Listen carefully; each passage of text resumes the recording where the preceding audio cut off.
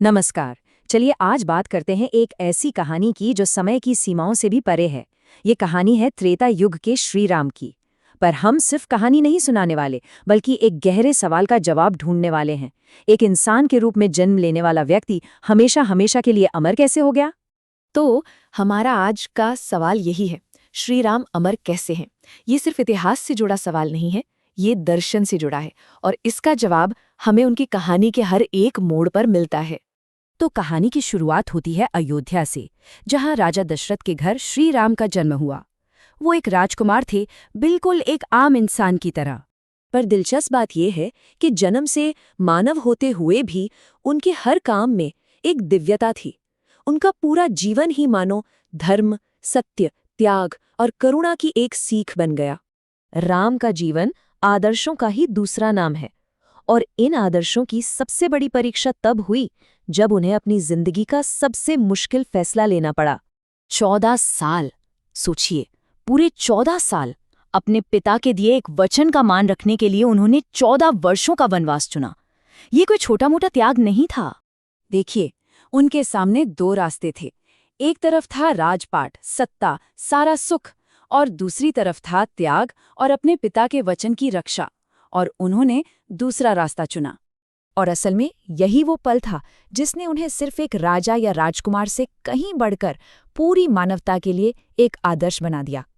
वे बन गए मर्यादा पुरुषोत्तम, यानी आदर्शों पर चलने वाले सबसे उत्तम पुरुष। अब कहानी में एक नया मोड़ आता है, एक महासंग्राम का मोड़, जो धर्म और अधर्म के बीच लड़ा गया। जब रावण ने माता सीता का हरण किया, तो ये कोई आम अपहरण नहीं था। नहीं, ये तो सीधी सीधी धर्म, न्याय और मर्यादा को एक खुली चुनौती थी। तो इस चुनौती का जवाब श्री राम ने कैसे दिया? पहले वानर सेना के साथ मिलकर समुद्र पर सेतु बनाया गया, फिर धर्म की रक्षा के लिए वो महान युद्ध लड़ा गया, और आखिर में अधर्म का अंत करके धर्म को फिर से स्थापित किया गया। और अधर्म पर धर्म की इस शानदार जीत के साथ ही एक नए युग का आगाज हुआ। एक ऐसा युग जिसे आज भी एक आदर्श माना जाता है। जब श्री राम अपना वनवास खत्म करके अयोध्या लौटे, तो पूरी नगरी दियों से जगमगा उठी, और कहा जाता है कि यहीं से दिवाली का त्योहार शुरू हुआ, जो आज भी बुराई पर अच्छाई की जीत का सबसे बड़ा प्रतीक है। तो राम राज्य का असल मतलब क्या था? इसका मतलब था एक ऐसा राज्य जहां सबके लिए न्याय था, सब बराबर थे और हर कोई खुश था। एक ऐसा राज जहां राजा खुद को शासक नहीं, बल्कि जनता का सेवक समझता था। तो चलिए अब वापस अपने सबसे पहले सवाल पर लौटते हैं। हमने उनकी कहानी देख ली, उनके आदर्श भी समझ लिए, पर उनकी अमरता का राज इससे कैसे खुलता है? सवाल फिर वही है कि एक नश्वर शरीर वाला इंसान हमेशा के लिए अमर कैसे माना जाता है? खैर, इसका जवाब उनके शरीर में नहीं, उनके विचारों में छिपा है।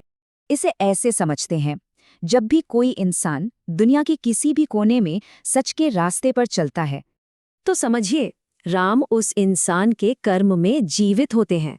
जब कोई अपने फायदे को छोड़कर दूसरों की भलाई के लिए त्याग करता है, तो समझिए राम उस त्याग में जीवित होते हैं।